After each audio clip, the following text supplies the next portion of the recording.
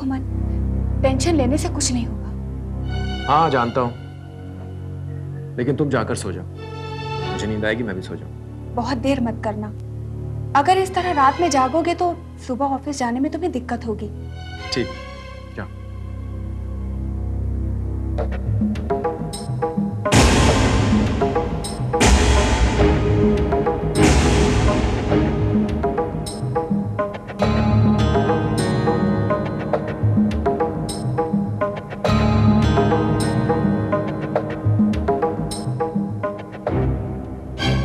रात को क्या बातें कर रहे थे तुम लोग? हाँ, मेरी नींद भी खराब कर दी। माँ तुम्हें नींद की पड़ी है, यहाँ मेरी जिंदगी खराब होने वाली है। क्या कह रहे हो तुम? मेरा बॉस सुनील प्रसाद बाहर से वापस आ गया माँ। तो क्या हुआ अगर तुम्हारा बॉस वापस आ गया तो? माँ तुम तो ऐसे कह रही हो जैसे तुम्हें कुछ पता ही नहीं। मेरे बॉस सुनील प्रसाद और रोहित रस्तोगी के बीच बातचीत हुई है माँ। अगर मेरे बॉस को यह पता चल गया कि मैंने स्वीडन जाने का झूठा नाटक किया था तो क्या होगा माँ? ये तो तुमने अपने आप को फंसा लिया मन। इस तरह झूठ बोलने की क्या जरूरत थी? ये तुम कह रही हो माँ? अगर झूठ ना बोलता तो स्टैम्प पेपर पर कुंती के सिग्नेचर्स कैसे लेता? ये करना हमारे लिए जरूरी था माँ। लेकिन अब क्या होगा मन? मिसेस रस्तोगी से 1 लाख रुपए भी ले चुका हूं। मुझे तो डर लग रहा है कि कहीं फंस ना जाऊं माँ। ये सब तुम्हारा किया धरा है मन। मैंने पहले ही तुमसे कहा था कि एक एक कदम फूक फूक के रखना। माँ मैं तो बड़ी होशियारी के साथ चला था, लेकिन इस बात की तो मुझे उम्मीद ही नहीं थी। मन, मुझे सबसे ज्यादा चिंता पुष्पा की है। अगर उसे तुम्हारी इस होशियारी का पता चल गया तो सोचा है तुमने कि क्या होगा? माँ मुझे तो लगता है कि अब ये नौकरी भी जाएगी और बदनामी भी होगी। सारी दुनिया को समझा सकता हूं, लेकिन पुष्पा को समझाना। तुम अपने फैलाए जाल में खुद ही उलझ गए। इससे निकलने का तरीका तुम्हें खुद सोचना होगा। मैं इसमें कुछ नहीं कर सकती।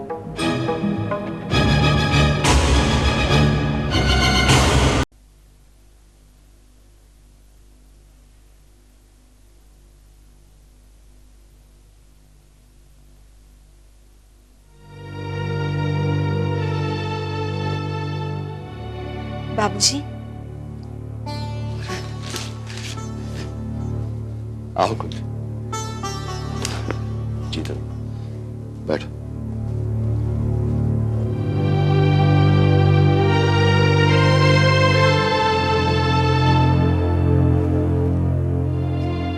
सरला दीदी ने बताया कि आपने किसी जरूरी काम से मुझे यहाँ बुलाया। हाँ, ये इस बात की त्रासदी है कि किसी बहाने के बगैर वो अपनी बेटी से नहीं मिल सकता। जी, मैंने आपसे मिलने के लिए कभी इनकार नहीं किया। क्या बात, तेरा दिल कभी नहीं करता कि आश्रम को छोड़कर यहाँ इस घर में रहे? आश्रम में रहना मेरी मजबूरी। कब तक यूं ही तू मजबूर बनी रहेगी? इस मजबूरी से आजाद होगी भी या नहीं? जिस दिन ये सांस टूट जाएगी उस दिन आजाद हो जाऊंगी। हर चीज से छुटकारा मिल जाएगा मुझे। ऐसा क्यों बोलती है तू?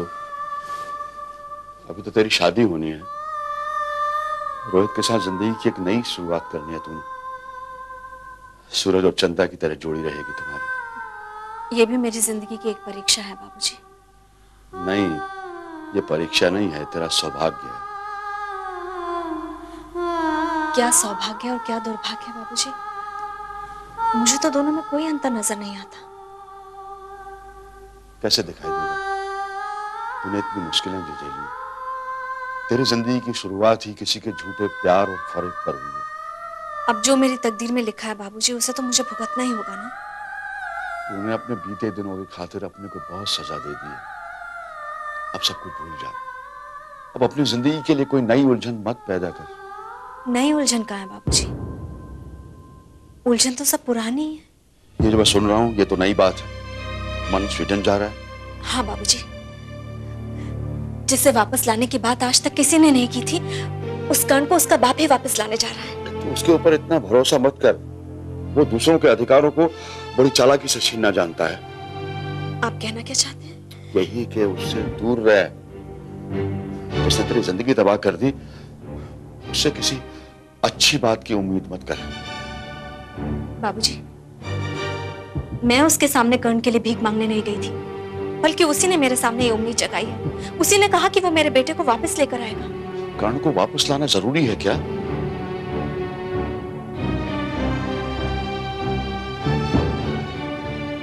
हाँ, जरूरी है।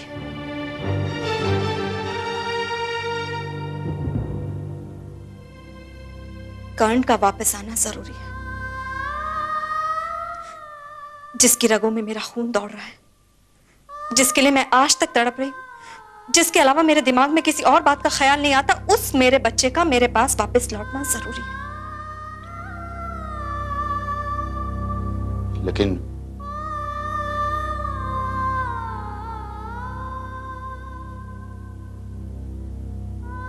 तेरी शादी होने वाली है। ऐसे में वो बच्चा तुम्हारे पति पत्नी के बीच में दरार नहीं पैदा कर देगा। बाबूजी, मैं ये शादी कर रही हूं तो सिर्फ कर्ण के लिए, कर्ण के लिए ही मैं ये समझौता कर रही हूं। लेकिन कुंती, कर्ण को जो प्यार, जो अधिकार स्वीडन में मिल रहा है, वो यहां नहीं मिल सकता। वो उसे यहां भी मिलेगा। मिस्टर रस्तोगी और उनकी माँ जी से बात की है, वो कर्ण को अपनाने के लिए तैयार है। बाबूजी, जब वो लोग अपनाने के लिए तैयार हैं, तो आपको क्या एतराज हो रहा है? क्योंकि मैं तेरा बाप हूं। तेरा अच्छा बुरा मुझसे बेहतर कौन जानेगा? तो मैं भी कर्ण की माँ हूं बाबूजी, मुझे भी कर्ण के भले बुरे की चिंता है। समझ ही नहीं रही है। जो बच्चा वहां इतने साल से रह रहा है, उसका अचानक यहाँ आना, वो यहाँ अजनबी हो जाएगा। ये ठीक नहीं है कुंती। और जब 6 महीने के मासूम बच्चे को वो लोग लेकर चले गए, तब नहीं सोचा कि वो मेरे बिना कैसे जिएगा? कुंती!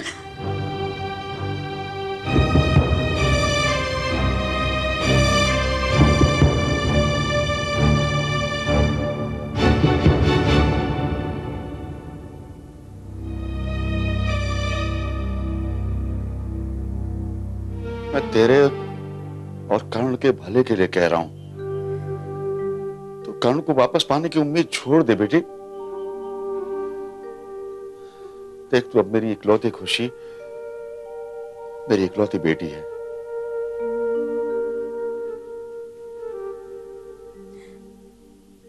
बाबूजी, और आपकी इस इकलौती बेटी की इकलौती तमन्ना है कि वो कर्ण को पाकर रहेगी। कर्ण को पाने के लिए मैं कुछ भी करने के लिए तैयार हूं बाबूजी।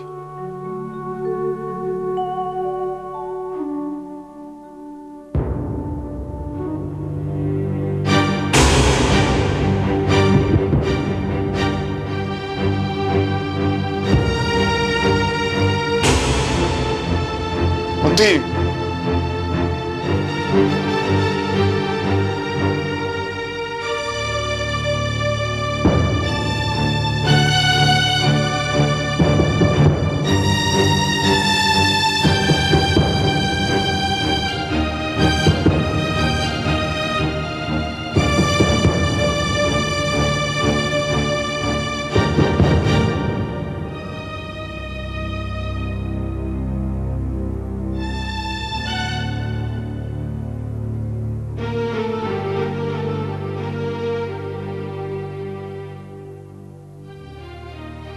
तुम ही बताओ, मैं इसे कैसे समझाऊं?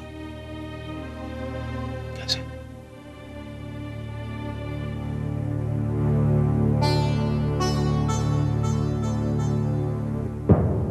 अच्छा ठीक है, ठीक है, मैं आपको बाद में फोन करता हूं। Okay, bye. सर, ये आज के कुछ एंगेजमेंट्स हैं, देख लीजिए।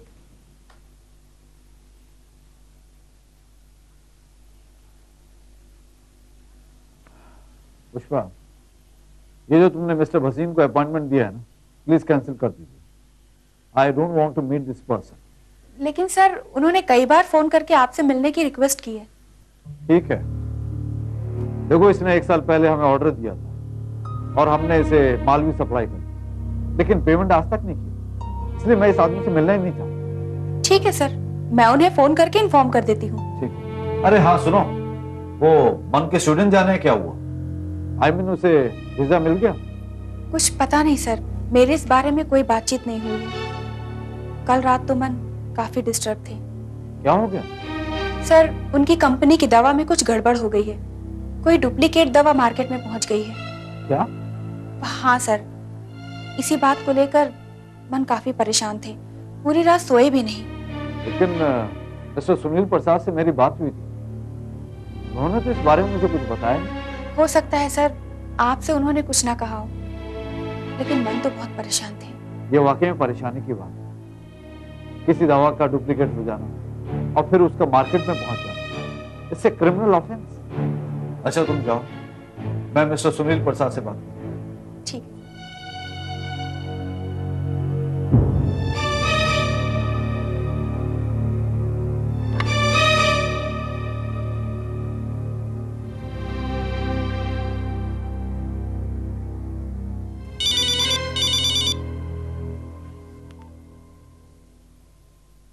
हेलो। हाँ सुनील, मैं रोहित बोल रहा हूँ। हाँ रोहित बोलो। यार मैं ये क्या सुन रहा हूँ, तुम्हारी कंपनी की किसी दवा में गड़बड़ हो गई है। क्या? ये क्या कह रहे हो तुम? यार मुझे अभी पुष्पा ने बताया, मनस्वी की पत्नी ने मुझे बताया कि इस बात को लेकर कल रात में बहुत टेंस था। मनस्वी ने अपनी पत्नी से ऐसा कहा? रोहित, मैं अभी उसे बुलाकर पूछता हूँ। मेरी जानकारी में ऐसी कोई बात नहीं है। I'll just call you back. ठीक।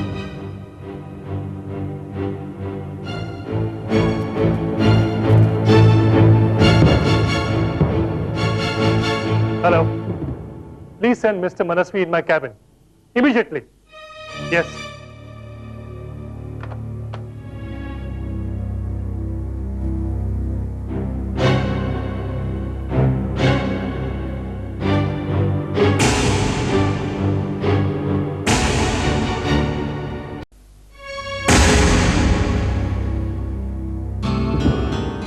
आपने मुझे बुलाया सर? मिस्टर मनस्वी, मैं ये क्या सुन रहा हूँ? क्या सर? यही कि हमारी कंपनी की दवाइयों में कुछ गड़बड़ है। ये आपने किसने कहा सर? जो मैं पूछ रहा हूँ आप उसका सीधा जवाब दीजिए। सर मेरी जानकारी के हिसाब से तो हमारी कंपनी की किसी दवा में कोई गड़बड़ नहीं। तो फिर आपने अपनी पत्नी से ऐसा क्यों कहा? हाँ? मिस्टर रोहित रस्तोगी का भी फोन आया था और वो पूछ रहे थे कि मेरी कंपनी में किस दवाइयों की गड़बड़ हुई है। सर ये बात तो मैंने अपनी पत्नी से यूं ही कह दी थी। लेकिन अपनी पत्नी से ऐसी बेतुकी बात करने का मतलब क्या है? क्या आप जानते हैं कि आपकी ऐसी बात से कंपनी के इमेज को नुकसान पहुंच सकता है? इसके बारे में सोचा आपने? सर मुझे उम्मीद नहीं थी कि ये बात आप तक पहुंच जाएगी। मिस्टर मनस्वी, ऐसे लूज टॉक करने का मतलब क्या है? सर ये बात मैंने सीरियसली नहीं कही। मिस्टर मनस्वी, आप जानते हैं कि आपके बिना बोले हुए ये बात मुझ तक पहुंची है। इसकी असली वजह क्या है? सर दरअसल बात यह है कि कल रात मैं काफी बेचैन था और मेरी पत्नी मुझसे बार बार सवाल कर रही थी कि ये बेचैनी क्यों। बस उसे टालने के लिए मैंने बहाना कर दिया। मिस्टर मनस्वी, इस तरह का झूठा बहाना करके कंपनी को बदनाम करना ठीक नहीं है। बात घर में हो या बाहर, कंपनी की इमेज पर फर्क पड़ता है। This is an alternative, you understand? I am sorry sir. और एक और बात, ये मत भूलिएगा कि अभी भी आप हमारी कंपनी में प्रोबेशन पीरियड पर हैं। तो ऐसा ना हो कि हमें आपके खिलाफ कोई स्ट्रिक्ट एक्शन लेना पड़े। आइंदा में मुझे कोई ऐसी बात सुनने में नहीं आनी चाहिए। Is that clear? आप जा सकते हैं।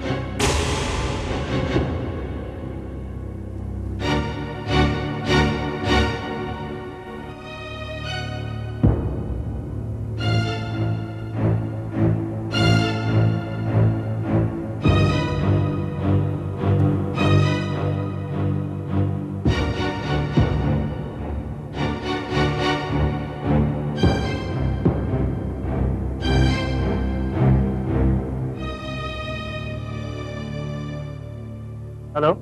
हाँ सुनील, क्या हुआ, पता किया तुमने? हाँ, मैंने उसे बुलाकर पूछा कि उसने ऐसा क्यों किया। क्या कहा? वो कहता है कि कि अपनी पत्नी को टालने के लिए उसने झूठा बहाना कर दिया। इस तरह से झूठ बोला जाता है, और वो भी अपनी पत्नी से?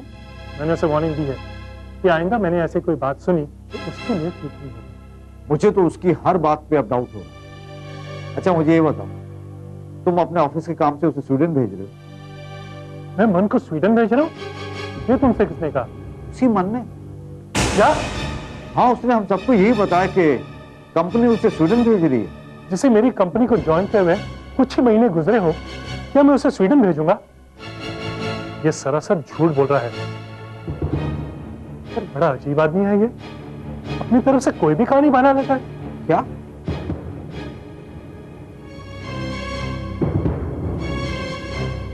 अच्छा सुनील, मैं इस मामले में तुमसे बात करने आता हूँ।